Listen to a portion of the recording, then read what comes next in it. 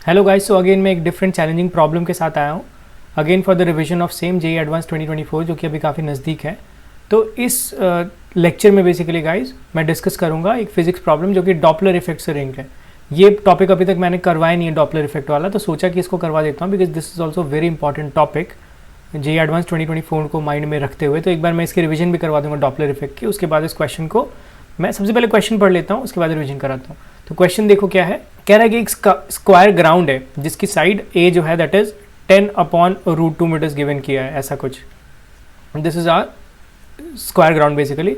उसमें एक circular running track है, ये आपको ट्रैक दिख रहा है, दिस सर्कुलर रनिंग ट्रैक, जिसकी जो रेडियस है बेसिकली वो a/2 है, not a but radius is what a/2 है, with it centre coinciding with the centre of the ground. यहाँ पे जो है इसके साथ कोइंसाइड कर रहा है, मतलब स्क्वायर का सेंटर और सर्कल का सेंटर दोनों कोइंसाइड कर रहा है। एक मैन है जो इस ट्रैक पे रन कर रहा है जिसकी एंगुलर वेलोसिटी जो है दैट इज ओमेगा है, and omega is given to be 22 radian per second है, ऐसा कुछ गिवन रखा हमें क्वेश्चन में।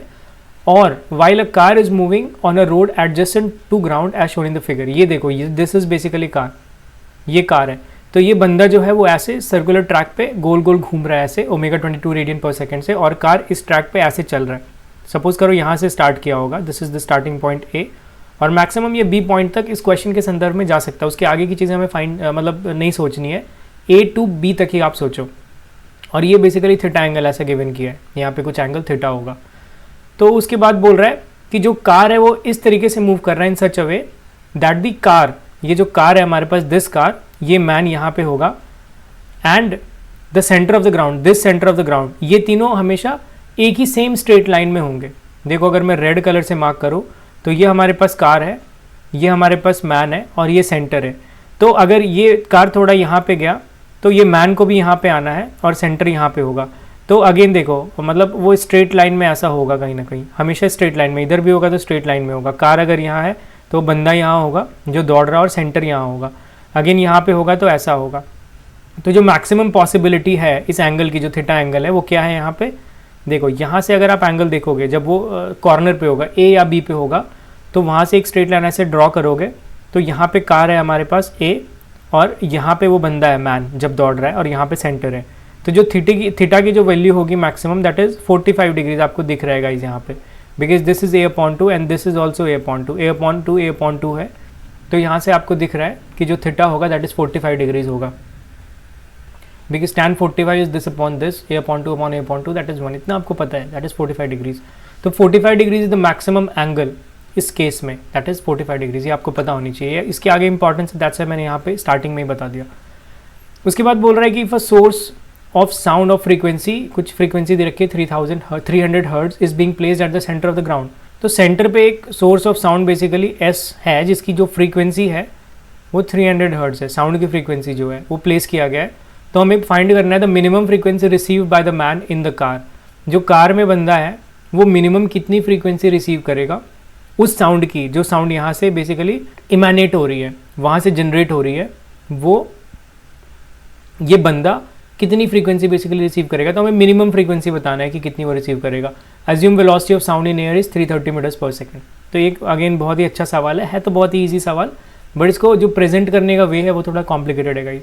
तो सबसे पहले हम किसी एक पर्टिकुलर एंगल थीटा पे निकालते हैं कि कार की वेलोसिटी कैसे हो सकती है। तो देखो यहाँ पे कार हमारा ऐसे जा रहा है, स्ट्रेट लाइन में जा रहा है, and this is our center of ground, ये सेंटर है जस्ट मान लो, और ये कुछ वेलोसिटी ऑफ साउंड के जाने का डायरेक्शन है। वेलोसिटी ऑफ साउंड कैसे जाएगा जब यहाँ से इमेनेट कर रहा है गाइस, तो वो देखो बीच से ऐसे ऐसे जाएगा, like this like this like this like this, ऐसे जाएगा, ये तो हमें पता है। तो अगर ये स्ट्रेट लाइन में बनाया हूँ, ये बेसिकली एंगल थीटा में लिया हूँ यहाँ पे, तो इस एंगल थीटा पे यहाँ पे कार है, यहाँ पे बेसिकली हमारी कार है। तो ये बेसिकली ऑब्जर्वर है जो इस साउंड को रिसीव कर रहा है, उस ऑब्जर्वर की हमें मिनिमम फ्रीक्वेंसी निकालनी है। तो मैं ये थीटा एंगल पे लिया हूँ, तो मैन कहीं ना कहीं यहाँ पे होगा, और ये साउंड का जो सोर्स है वो यहाँ पे है, सेंटर ऑफ द ग्राउंड पे है या सेंटर ऑफ द स्क्वायर पे है। तो ये बेसिकली जो डायरेक्शन है, this is basically the direction of the velocity of sound, speed of sound इस डायरेक्शन में जाएगी हमारे पास, ठीक है। और कार की डायरेक्शन इधर है, velocity of car is in this direction, हमें दिख रहा है। इसको अगर निकालना है तो this is theta, this is 90, this is 90 minus of theta, this will also be 90 minus of theta, तो ये कहीं ना कहीं हमारे पास थीटा होगा and this is basically perpendicular to the velocity of sound, ये है। तो ये थीटा होगा, तो ये वेलोसिटी ऑफ कार है। तो velocity of car in the direction of that speed of sound कितना होगा हमारे पास, V C sine of theta होगा guys, V C sine of theta होगा। किसके डायरेक्शन में, वेलोसिटी ऑफ साउंड के डायरेक्शन में। This V is the velocity of sound, तो उसके डायरेक्शन में कार की जो वेलोसिटी है that is V C sine theta होगा, और उसके परपेंडिकुलर डायरेक्शन में वी सी कॉस थीटा होगा। बट इस डायरेक्शन में कोई भी साउंड नहीं जा रहा है इस डायरेक्शन में, तो इस डायरेक्शन की हम बात नहीं करेंगे, बिकॉज उस डायरेक्शन में साउंड की कुछ भी, मतलब उस डायरेक्शन में साउंड की स्पीड है ही नहीं। साउंड की स्पीड किस डायरेक्शन में, इस डायरेक्शन में, वी सी साइन थीटा के डायरेक्शन में, जिस डायरेक्शन में कार की स्पीड वी सी साइन थीटा है। तो इतनी बात तो हमें पता चल गई। अभी हम देखते हैं इसके बाद कि यहाँ से बेसिकली हम रिलेशन कैसे निकाल सकते हैं। अगर मैं इसको ए बोलूँ, इसको बी बोलूँ, ऐसा मैं अगर बोलूँ गाइज, तो ए बी बेसिकली क्या होगा हमारे पास, A B will be, this is A upon two, that we already know. ये जो रेडियस ऑफ दिस सर्कल है that is A upon two. So ये ए बी क्या होगा यहाँ से, this is theta. So tan theta जो होगा हमारे पास that is equal to that A B upon A upon two होगा, ऐसा कुछ होगा हमारे पास। तो ए बी कितना होगा, A upon two tan theta होगा। This is basically our A B. तो यहाँ से अगर मुझे स्पीड निकालनी है इस कार की, अगर वी सी निकालनी है, तो ऑब्वियसली मुझे d d t of this distance करना पड़ेगा ए बी, जो डिस्टेंस चेंज हो रहा है। So that will be equal to what, d d t A upon two tan of theta करना पड़ेगा, इसमें कोई डाउट नहीं होनी चाहिए। तो यहाँ से ए अपॉन टू कॉन्स्टेंट निकल गया। अब आप टैन थीटा की डिफ्रेंशिएशन करोगे तो क्या होगा, सेक स्क्वायर थीटा होगा and multiplied by D theta upon D T करना पड़ेगा, like this. And this D theta upon D T is nothing but omega, जो कि ऑलरेडी दे रखा है 22 radian per second, this is constant. तो यहाँ से हमारे पास क्या आ गया, A upon two multiplied by 22 multiplied by sec square theta आ गया हमारे पास। तो ये 11 हो गया। So 11 A sec square theta that is basically V C. V C कितना आ गया, that is 11 A sec square theta, this is basically V C. तो हमारे पास वेलोसिटी ऑफ कार आ गई। बट अभी वेलोसिटी ऑफ कार हमें किस डायरेक्शन में चाहिए, साइन थीटा के डायरेक्शन में, ये वी सी साइन थीटा चाहिए। तो यहाँ से आपको वी सी साइन थीटा अगर निकालोगे, so that will be what, that will be 11 A sec square theta sine theta, ये हमारे पास हो जाएगा वी सी साइन थीटा। अभी मैं बताता हूँ कि उस डायरेक्शन में मैंने क्यों बोला है कि वो डायरेक्शन हमारे मतलब का है, क्यों मतलब क्या। उसके लिए सबसे पहले मैं डॉपलर इफेक्ट आपको बताना चाहता हूँ। तो मैं बहुत ब्रीफ में बताऊंगा एक्चुअली डॉपलर इफेक्ट क्या होता है। सबसे पहले डॉपलर इफेक्ट के लिए आप जानो, Doppler effect is basically the change in frequency of the sound, sound की change in frequency as heard by और as receive by the observer because of change in the speed of either observer और source. तो source या observer की speed में अगर कुछ changes हो रही है, तो उस चेंज ऑफ स्पीड के कारण जो फ्रीक्वेंसी ऑफ साउंड में जो चेंज आएगा, जो ऑब्जर्वर रिसीव करेगा, that is basically Doppler effect. उसको हम डॉपलर इफेक्ट बोलते हैं गाइस। तो डॉपलर इफेक्ट में एक ऑब्जर्वर होता है हमारे पास, suppose this O is the observer and this S is the source. तो इसकी कुछ वेलोसिटी होगी वी ओ, सोर्स की वेलोसिटी कुछ वी एस मान लो, और बीच में जो मीडियम है, जिस मीडियम में एक्चुअली ये दोनों हैं, बीच में मीडियम चेंज नहीं कर रहे, तो मीडियम की वेलोसिटी, मीडियम, उस मीडियम में साउंड की वेलोसिटी वी मान लो, that is the velocity of sound in that medium. तो जो चेंज इन फ्रीक्वेंसी होगा, बेसिकली चेंज इन फ्रीक्वेंसी को वी डैश न्यू डैश लिखता हूँ, और जो एक्चुअल फ्रीक्वेंसी ऑफ साउंड है, जो कि ऑब्जर्वर से, जो कि सोर्स से बेसिकली निकल रहा है, उसको न्यू मानता हूँ मैं, और जो एक्चुअल इस ये रिसीव कर रहा है ऑब्जर्वर, उसको न्यू डैश मानता हूँ। तो ये न्यू डैश हमें निकालना है। तो nu dash is equal to क्या होता है बेसिकली, देखो इसको मैं लिख सकता हूँ v plus minus v of observer upon v minus plus v of source and this whole multiplied by this actual frequency. तो ये इसमें सारे केसेस कवर हो गए। देखो इसमें different different type of cases बनते हैं डॉपलर इफेक्ट में। एक बार ऐसा केस बना देगा जब ऑब्जर्वर स्टेशनरी हो, सोर्स मूव करेगा। एक बार जब सोर्स स्टेशनरी हो, ऑब्जर्वर मूव करेगा। एक बार जब दोनों ही मूव करेगा। एंड ये सारी जो मूवमेंट है that is with respect to the medium होता है, with respect to the medium, ठीक है। तो this is basically v is basically the speed of the sound in that medium, speed of sound है हमारी उस मीडियम में, and this v naught is, या vo बोल लो, that is the velocity of the observer. तो अभी आप खुद बताना, ये देखो सोर्स है हमारे पास, सोर्स से ही हमेशा साउंड की फ्रीक्वेंसी निकल रही है जिसको ऑब्जर्वर तक पहुंचना है। तो अगर ऑब्जर्वर सोर्स की तरफ मूव करेगा तो ऑब्वियसली जो फ्रीक्वेंसी होगी, जो सुनाई देगी ऑब्जर्वर को, वो ज़्यादा होगी। और जब दोनों में रिलेटिवली एक दूसरे से दूर मूव करेंगे, ऐसा जब ऑब्जर्वर और साउंड सोर्स, या साउंड सोर्स दूर मूव करेगा, ऑब्जर्वर मूव करेगा, मतलब एक दूसरे के दूर मूव करना है रिलेटिवली, तो ऑब्वियसली जो फ्रीक्वेंसी होगी वो कम सुनाई देगी, और एक दूसरे के रिलेटिवली जब नज़दीक आएंगे तो जो फ्रीक्वेंसी होगी वो ज़्यादा सुनाई देगी। तो इसलिए देखो, जब ऑब्जर्वर सोर्स के पास जाएगा तो आपको प्लस लेना है ऊपर, v प्लस ऑफ vo, और जब सोर्स, एक केस वो मानता हूँ जब ऑब्जर्वर सोर्स के पास जा रहा है और सोर्स रेस्ट पे, जब सोर्स रेस्ट में तो नीचे vs 0 हो जाएगा, तो v हो जाएगा that will B new, and this is nothing but new dash. तो ये वो वाला केस हो गया जब जो ऑब्जर्वर है वो सोर्स की तरफ मूव कर रहा है बट सोर्स रेस्ट पे, that is the first case. दूसरी केस आप बोले जब ऑब्जर्वर अवे मूव कर रहा है, जब ऑब्जर्वर अवे मूव कर रहा है तो v minus of v dash upon v होगा, this is multiplied by nu is equal to nu dash, जब ऑब्जर्वर दूर मूव कर रहा है। सिमिलरली एक केस में मान लो जब ऑब्जर्वर रेस्ट पे, तो जब ऑब्जर्वर रेस्ट पे है तो ये वाला वेलोसिटी जीरो हो जाएगा, तो यहाँ पे क्या होगा v अपॉन, और ये रेस्ट पे और सोर्स मान लो कि ऑब्जर्वर की तरफ मूव कर रहे हैं, तो सोर्स जब ऑब्जर्वर की तरफ मूव करेगा तो नीचे आपको माइनस लेना पड़ेगा, क्योंकि डिनोमिनेटर कम होगा तब भी ये होल टर्म ज़्यादा होगा। देखो v minus of v s आपको लेना पड़ेगा, this multiplied by nu that is equal to nu dash, क्योंकि जब नीचे वाला कम होगा तब भी ये होल टर्म ज़्यादा होगा, और ये होल टर्म ज़्यादा होगा मतलब फ्रीक्वेंसी जो एक्चुअली रिसीव है वो बढ़ गई। तो जब सोर्स ऑब्जर्वर की तरफ मूव कर रहा है, ऑब्जर्वर रेस्ट पे, तो ऑब्वियसली फ्रीक्वेंसी बढ़ेगी एंड तभी ये पॉसिबल है।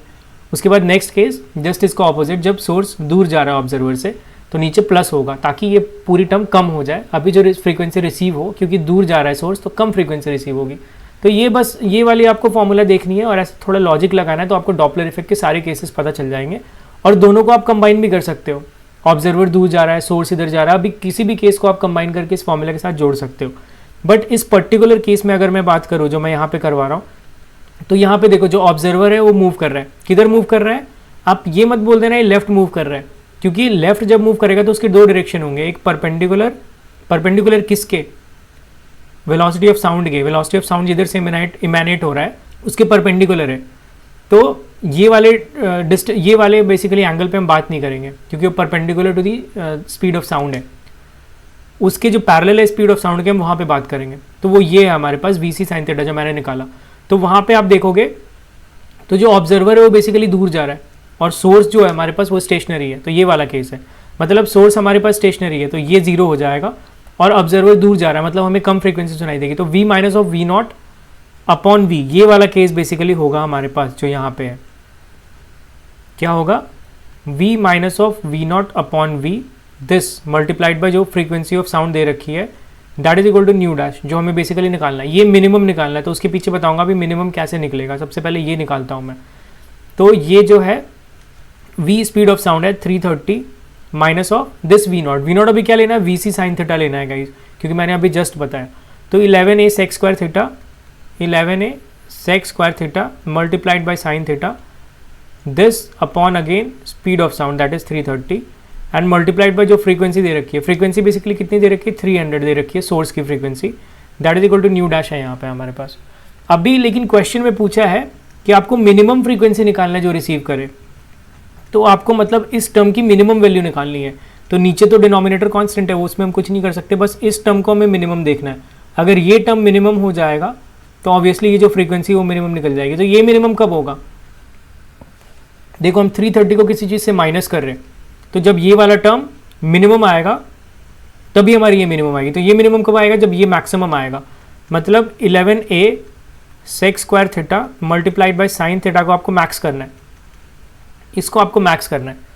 तो यहाँ पे 11a तो कांस्टेंट है, मतलब आपको जस्ट इसको मैक्स करना है। तो अभी इसकी नेचर आपको समझ में आनी चाहिए, you need to understand the nature of this sec square theta sine theta guys. इसकी नेचर ये बेसिकली क्या है, sine theta upon cos square theta है। तो आपको एग्जाम में बेसिकली ऐसे आपको कहीं से समझना पड़ेगा, इसको कहीं से मतलब रिलेट करना पड़ेगा। तो रिलेट करने का चलो मैं एक तरीका बताता हूँ। देखो आपको अगर रफली देखना है कि नेचर कैसा होगा इस ग्राफ का, इंक्रीजिंग होगा डिक्रीजिंग होगा या बीच में कहीं मैक्सिमम होगा फिर जाके मिनिमम होगा, ये सब देखने के लिए आपको देखो क्या करना पड़ेगा। सबसे पहले हमारे पास कॉस स्क्वायर थीटा है, कॉस थीटा का हमें ग्राफ पता है, कहीं ना कहीं ऐसा होता है लाइक दिस होता है, this will be what pi upon 2, this is what pi, this is 3 pi upon 2 and this is something 2 पाई। ये होता है, आपको इसकी स्क्वायर करनी है। स्क्वायर करनी तो जो नीचे वाला है वो बेसिकली ऐसा ऊपर आ जाएगा, एक तो ये होगा और इनकी वैल्यूज़ भी चेंज होगी, लेकिन ये 1 है तो 1 स्क्वायर 1 ही होगा, कुछ ऐसा नेचर यहाँ पे चेंज होगा। तो आप रफली ऐसा मानकर चल सकते हो, आगे प्रोसीड कर सकते हो। बस नीचे कुछ नहीं होगा, एक्स एक्सिस के नीचे कुछ नहीं होगा क्योंकि अभी स्क्वायर हो गया। ये है आपके पास, तो आपको 1 upon this cos square theta करना है। तो 1 upon this cos square theta करोगे तो 1 तो 1 ही होगा। देखो मैं अगर अभी सिर्फ पाई बाई 2 तक मैं इंटरेस्टेड हूँ, पाई बाई 2 अगर मैं बनाऊँ, क्योंकि उसके बाद देखो ऐसा ही नेचर होगा, ऐसा ही नेचर होगा। तो जस्ट पाई अपॉन 2 तक मैं बना लेता हूँ, क्योंकि उसके बाद रिपीटिंग है, सेम नेचर रिपीट हो रहा है। तो पाई अपॉन 2 सपोज करो ये है हमारे पास, तो ये पाई अपॉन 2 है, दिस इज 1। 1 के बाद देखो 1 अपॉन 0, पाई अपॉन 2 पे 0 हो रहा है, 1 अपॉन 0 करोगे because this is the denominator, तो इन्फिनिटी होगा कहीं ना कहीं। और उसके बाद देखो ये उधर से बेसिकली 0 से ही थोड़ी थोड़ी वैल्यू बड़ी होती जा रही है। अगर आप पाई बाई 2 से लेफ्ट की तरफ जाओ तो ऑब्वियसली वो 1 अपॉन करोगे तो ऑब्वियसली वो ज़्यादा होता जाएगा। तो कुछ ऐसा नेचर होगा हमारे पास 1 अपॉन कॉस स्क्वायर थीटा का। इसमें साइन थीटा मल्टीप्लाई करना, साइन थीटा का नेचर कैसा होगा, देखो साइन थीटा की जो ग्राफ होती है वो कुछ ऐसी होती है, पाई बाई 2 और दिस इज पाई बाई 2 पे 0 से 1 ऐसे मैक्स जा रहा है, ऐसे मैक्स जा रहा है। 1 पे 0 है तो 1 पे मतलब 0 पे 1 है, 0 पे 0 है साइन थीटा और ये 0 पे 1 है। तो जब इन दोनों को आप मल्टीप्लाई करोगे तो जैसे ही तो वो 0 हो जाएगा, because theta is equal to 0 पे ये तो 1 हो जाएगा बट ये 0 होता है, तो यहाँ से कहीं ना कहीं ये 0 हो जाएगा। और उसके बाद पाई बाई 2 पे अगेन 1 है, पाई बाई 2 पे 1 है तो और इन्फिनिटी के साथ 1 को मल्टीप्लाई करोगे तो इन्फिनिटी होगा। उसके बाद देखो ये सीधा ऐसे ही बढ़ता हुआ जाएगा, तो इसकी ग्राफ कुछ ऐसे बनेगी, जो sign theta upon cos square theta उसकी ग्राफ कुछ ऐसा इंक्रीजिंग ही बनेगी हमारे पास। सो 0 से पाई बाई 2 में दिस ग्राफ इज इंक्रीजिंग, रफली ऐसा आप सोच सकते हो। दिस इज नॉट एग्जैक्ट मैं मानता हूँ, बट रफली आप ऐसा सोच सकते हो, क्योंकि एग्जाम में आप कहीं से इसको कैलकुलेटर वगैरह यूज़ नहीं कर सकते, तो आपको रफली ऐसा सोचना है। सो यहाँ से हमने डिड्यूस कर लिया कि this is an increasing graph, increasing curve है। बट थीटा की वैल्यू जो हम मैक्सिमम जा सकते हैं, मैंने स्टार्टिंग में ही बताया, वो कहाँ तक, ये देखो यहाँ तक जा सकते हैं, ए से बी तक जा सकते हैं, मैंने बताया यहाँ पे बताया था ए से बी जा सकते हैं। तो दैट इज थीटा की जो मैक्सिमम वैल्यू 45 है, तो ऑब्वियसली 0 यहाँ पे 0 हो जाएगा, बट मैक्सिमम जो हो सकता है वो 45 हो सकता है। तो मैक्सिमम जब 45 होगा थीटा का वैल्यू, तो ऑब्वियसली 45 पे ये मैक्स होगा, because this is an increasing function. 0 से ज़्यादा 45 से ज़्यादा 90 पे, तो इंक्रीजिंग है, तो मैक्सिमम वैल्यू ऑफ थीटा हमें लेनी पड़ेगी। Maximum value of theta is 45, तो आपको यहाँ से थीटा की वैल्यू 45 रख के निकालनी है। तो this is sec square 45 degree into sine 45 degree, ऐसा कुछ करना है। दिस विल बी मैक्स, ये मैक्स होगा इस केस में, इस पर्टिकुलर केस में। तो यहाँ से आप बेसिकली कैलकुलेट करोगे तो 11a हो जाएगा अपॉन हमारे पास कॉस स्क्वायर 45 होगा। This is what cos square 45 and this is multiplied by sine 45 होगा। तो साइन 45 और कॉस 45 की वैल्यू सेम होती है guys, that is 1 upon root 2। तो एक यहाँ से 1 अपॉन रूट 2 होगा और यहाँ से 1 अपॉन रूट 2 का स्क्वायर ऐसा कुछ हो जाएगा, तो एक रूट टू कैंसिल हो जाएगा, 11a रूट 2 हो जाएगा हमारे पास। So this is what 11a root 2। So a की वैल्यू 10 अपॉन रूट 2 है, दैट वी ऑलरेडी नो, वो क्वेश्चन में गिवन है। रेडियस की वैल्यू साइड की वैल्यू कितनी है स्क्वायर की, that is 10 upon root 2 multiplied by root 2, तो ये कैंसिल हो गया, दिस इज नथिंग बट 110। तो यहाँ से हमारे पास गाइज ये वाला टर्म जो है 110 आ गया, दैट इज द मैक्सिमम, ये मैक्सिमम वैल्यू 110 आ गई।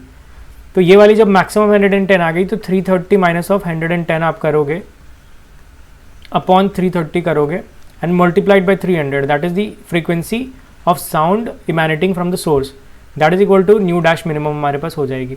तो यहाँ से आप देखो 330 में 110 अगर आप सबट्रैक्ट करोगे, सो this is nothing but 220 upon 330 multiplied by 300 हो रहा है। सो ये तो चला गया, 11 times 3 is 33, 11 times 2 is this is 10। So this is what 200 hertz आया हमारे पास guys. 200 hertz is what, that is nu minimum, nu dash minimum, basically जितनी मिनिमम फ्रीक्वेंसी उस कार वाले को ऑब्जर्व होगी, जितनी वो रिसीव करेगा मिनिमम फ्रीक्वेंसी की साउंड गाइस। तो एक मैं बोल सकता हूँ कि एक काफ़ी अच्छा सा सवाल था ये, बट बहुत सिंपल सा सवाल था, मतलब ज़्यादा कैलकुलेशन वाइज बहुत ज़्यादा रिच नहीं था ये सवाल, बट कॉन्सेप्ट वाइज थोड़ा ज़्यादा ही रिच था। जैसे प्रेजेंट किया इस क्वेश्चन को, कोई भी सोच के इसको घबरा सकता है फर्स्ट टाइम में कि कैसे करना है। ऑल्दो क्लियर हो जाता है कि this is the Doppler effect question, but फिर भी आपको कंपोनेंट में डिवाइड करके पता करना कि उस तरफ के कंपोनेंट को हमें लेना है और उसके परपेंडिकुलर कंपोनेंट का कोई काम नहीं है, बिकॉज वो उस डायरेक्शन में नहीं है। तो ये सब चीज़ें सोच कर आपको कैसे डॉपलर इफेक्ट यहाँ पे इम्प्लाई करना था गाइज, ये सब थोड़ा अच्छा था इस सवाल में, दैट्स वाई मैंने इसको लिया। तो आपकी डॉपलर इफेक्ट भी बहुत अच्छे से रिवाइज हो गई है और मैंने एक अलग अलग केसेस के लिए भी बता दिया गाइज। तो होप करता हूँ ये वीडियो भी आपको बहुत इंसाइटफुल लगा हो। अभी आएंगे हम अगली वीडियो के साथ, अगली चैलेंजिंग वीडियो के साथ, चैलेंजिंग प्रॉब्लम के साथ गाइज। तब तक के लिए बाय एंड टेक केयर।